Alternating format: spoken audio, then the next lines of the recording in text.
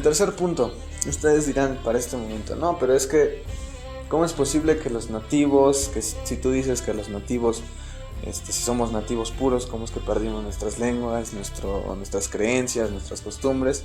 Y bueno, yo creo que sería muy conveniente hacernos esta pregunta. ¿Por qué en la actualidad nosotros estamos usando carros? ¿Por qué en la actualidad nosotros estamos usando, no sé, por ejemplo, si tú tocas la guitarra, estamos utilizando guitarras americanas, carros americanos, alemanes también? ¿Por qué estamos utilizando pantallas de plasma americanas, europeas, teléfonos europeos, americanos o inclusive asiáticos? ¿Por qué estamos utilizando inclusive focos? Sí, son extranjeros.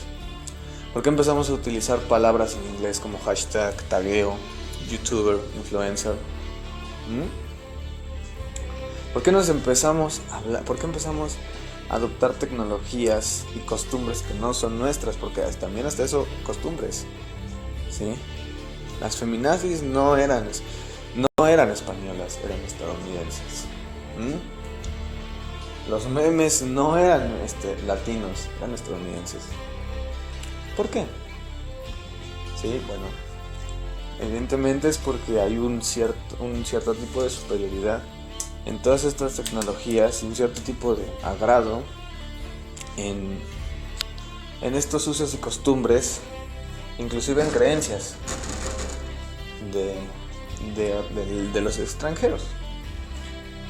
Precisamente eso pasó en México, en los virreinatos, cuando toda esta locura pasó. Los nativos empezaron a dar cuenta que las técnicas de cultivo, que adoptar la comida europea, por ejemplo, lo que vendrían siendo las carnes, los lácteos, la arquitectura, que ya no solamente hacían casas de un piso, que ya también se podía hacer casas de 2 pisos, ¿sí? La ropa, el calzado, las armas, inclusive el modo social de cómo manejar un país.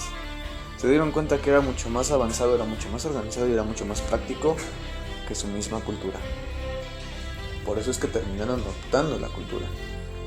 Bueno, pues las creencias también, porque al final de cuentas los frailes se esmeraron a tal punto también de comparar santos con sus dioses que tenían en ese momento. Y al adaptarse estos nativos al nuevo mundo, a la sociedad europea, a las costumbres europeas, a las creencias europeas, tuvieron que buscar trabajo. Y muchas veces ese trabajo estaba afuera de sus lugares de nacimiento. Y muchas veces tenían que también interactuar con otros nativos que no precisamente hablaban su idioma o su lengua, sino que tenían que hablar un idioma neutro, que en este caso sería el español, porque no puedes hablar con 2 personas que hablan 2 idiomas diferentes, tampoco tienes el tiempo de aprenderlos. Entonces, para no hacerte bolas, tienes que usar a fuerza un idioma, un solo idioma. Y esto no solamente pasó en América, también pasó en España, donde tenían muchísimas lenguas celtas, pero que al final fueron cambiadas por la latina, que era de los romanos. Y nada, sigamos. Cabe destacar también que en México se conforma mayormente por pueblos. Es algo que también mucha gente dice que no, que es muy estereotipado, pero es que es la realidad, ¿sí? Y tan solo hay que escuchar los nombres. Y ni siquiera nos vamos lejos de pueblos.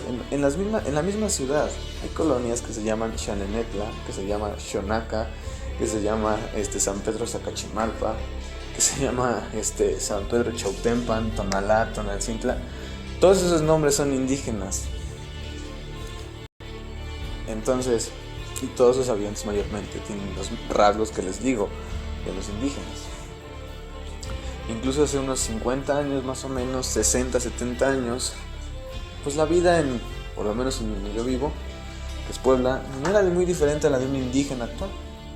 Mi abuelo todavía le tocó vivir sin luz, sin agua, sin gas, vivir de piscar en tierras comunales, y utilizar guaraches y calzón de manta, y eso no está mal, o sea, no está mal.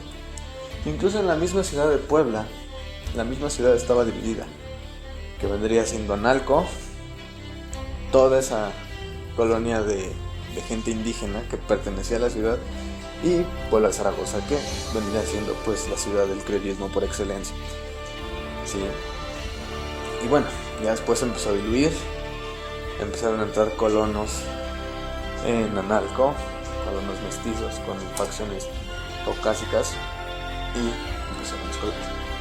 Pero pues eso es lo que voy. No estoy diciendo tampoco que seamos 100% indígenas, pero sí creo que nuestra genética no es un 50 y 50.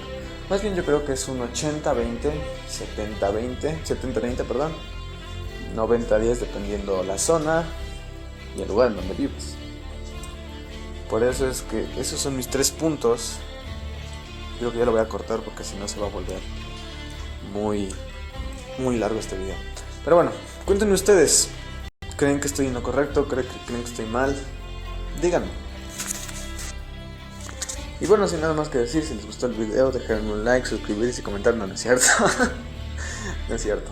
Espero que se les esté empezando bien. Sigan echando desmadre aquí en Under Elite. Y pues a ver cuándo subo un nuevo video. Cuando se me ocurra subir un video. En fin, nos vemos.